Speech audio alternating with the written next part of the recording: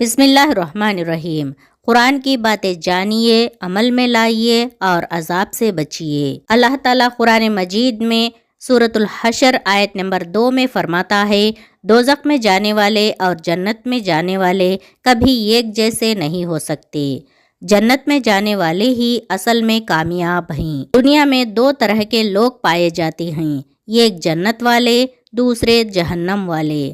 کچھ انسان جہنم ہی کے لیے پیدا ہوئے ہیں، سورہ اعراف آیت نمبر 179۔ اور یہ حقیقت ہے کہ بہت سے جن اور انسان ایسے ہیں جن کو ہم نے جہنم ہی کے لیے پیدا کیا ہے۔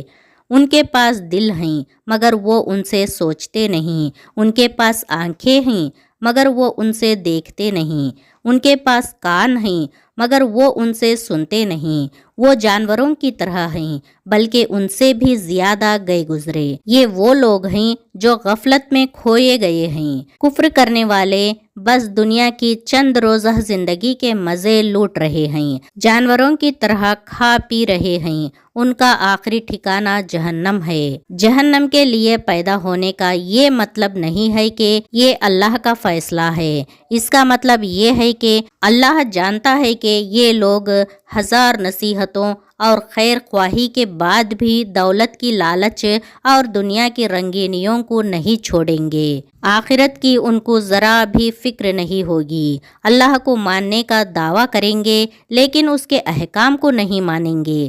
رسول اللہ صلی اللہ علیہ وسلم سے محبت کا دعویٰ کریں گے لیکن ان کے احکام کی پیروی نہیں کریں گے۔ ان کا یہ طور طریقہ اللہ تعالیٰ کو پہلے ہی معلوم ہو گیا تھا، اس لیے وہ کہہ رہا ہے کہ یہ دنیا میں جانوروں کی طرح جی رہے ہیں اور جانوروں کے لیے جنت نہیں بنائی گئی ہے۔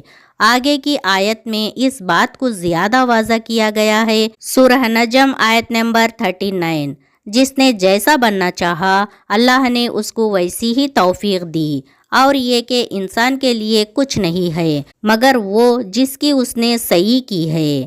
اس آیت میں پھر وہی حقیقت بتائی جا رہی ہے کہ جن لوگوں نے آخرت پر دنیا کو ترجیح دے دی اور کافر، ظالم اور فاسق بن گئے، وہ اپنی تقدیر کی وجہ سے ایسے نہیں بنے بلکہ یہی ان کی چاہت تھی اور اسی کو انہوں نے اپنی زندگی کا مقصد بنا لیا۔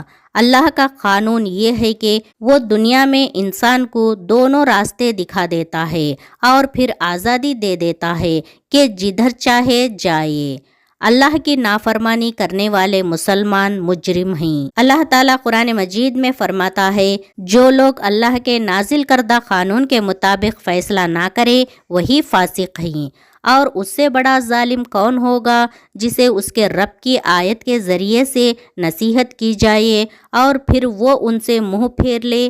ایسے مجرموں سے تو ہم انتقام لے کر رہیں گے۔ ان کے جہنمی بننے کا سبب یہ ہوا کہ یہ ایمان کا دعویٰ کرتے ہوئے اور خود کو مسلمان کہتے ہوئے بھی نہ قرآن سمجھ کر پڑھنا چاہتے ہیں اور نہ اس کی ہدایات پر عمل کرنا چاہتے ہیں۔ اپنے اس عملی رویے کی وجہ سے یہ کافر، ظالم اور فاسق بن گئے۔ قرآن کا علم رکھنے والے خیر خواہی کے جذبے سے ان کو نصیحت کرتے رہے کہ قرآن معنی کے ساتھ سمجھ کر پڑھو، لیکن یہ لوگ ان جاہل، فریبی، مکار، دنیا دار نقلی عالموں کے چکر میں پڑ گئے جن کا مقصد ان کو گمراہ کر کے اور ان کو بے وقوف بنا کر ان سے دنیا کمانی تھی۔ در حقیقت تم لوگوں کی کوششیں مختلف قسم کی ہیں۔ جس نے دیا اللہ کی راہ میں اور ڈرا اپنے رب سے اور بھلائی کو سچ مانا، اس کو ہم آسان راستے کے لیے سہولت دیں گے، اور جس نے بخل کیا اور اپنے خدا سے بے نیازی برتی اور بھلائی کو جھٹلایا، اس کو ہم سخت راستے کے لیے سہولت کر دیں گے۔ یعنی ایک کے لیے فرما برداری کرنا آسان ہوگا اور دوسرے کے لیے نافرمانی کرنا آسان ہوگا۔ حضرت علی رضی اللہ تعالی عنہ روایت کرتے ہیں کہ رسول اللہ صلی اللہ علیہ وسلم نے فرمایا، تم میں سے کوئی شخص ایسا نہیں جس کا ٹھکانہ جنت یا دوزخ میں نہ لکھ دیا گیا ہو۔ حاضرین میں سے کسی نے عرض کیا کہ ہم لکھے ہوئے پر بھروسہ کر کے عمل کرنا چھوڑ دیں؟ نبی صلی اللہ علیہ وسلم نے فرمایا، عمل کرو، کیونکہ جس بات کے لیے اس کو پیدا کیا گیا ہے وہ اس کے لیے آسان کر دی گئی ہے۔ اگر وہ سعادت مندوں میں سے ہے تو نیک اعمال اس کے لیے آسان ہیں، اور اگر وہ نافرمانوں میں سے ہے تو برائی اس پر آسان ہوگی۔ بخاری و مسلم حدیث۔ اللہ ظالموں کو ہدایت نہیں دیتا۔ اللہ تعالیٰ قرآن مجید میں فرماتا ہے، جن لوگوں کو ہم نے کتاب دی ہے وہ اس بات کو شک کے بغیر پہچانتے ہیں جیسے ان کو اپنے بیٹوں کو پہچاننے میں کوئی شبہ نہیں ہوتا، مگر جنہوں نے اپنے آپ کو خود گھاٹے میں ڈال دیا ہے وہ اسے نہیں مانتے۔ یقیناً ایسے ظالم کبھی فلاح نہیں پا سکتے۔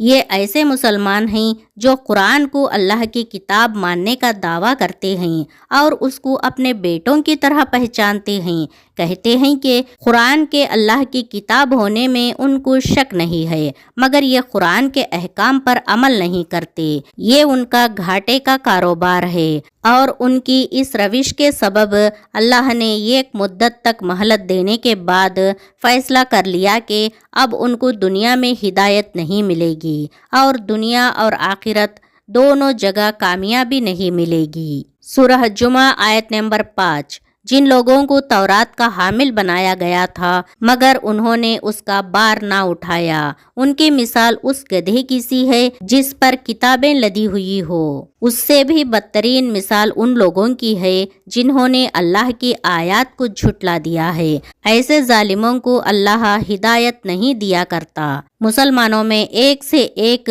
پڑھے لکھے، قابل اور دانشور کہہ جانے والے لوگ ہیں، لیکن اللہ کے نزدیک ان کی حیثیت گدھوں جیسی ہے، جس پر چاہے کتنی ہی قیمتی کتابیں لاد دیجیے، گدھا گدھا ہی رہے گا، انسان نہیں بنے گا۔ اللہ نے ان کو دنیا میں پڑھنے لکھنے کا موقع دیا، جاننے اور سمجھنے کی صلاحیت دی۔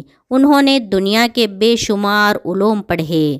بچپن میں قرآن بھی ان کے والدین نے پڑھایا، اور جب یہ بڑے ہوئے تو ان میں سے کچھ نمازی بھی بن گئے اور قرآن بھی پڑھتے رہے، لیکن ہدایت سے محروم رہے، اور اب پڑھے لکھے جاہل کے رمزے میں آ کر ایسے گدھے بن گئے جس کی پیٹھ پر کتابیں لدی ہیں، پھر بھی اسے کچھ علم نہیں۔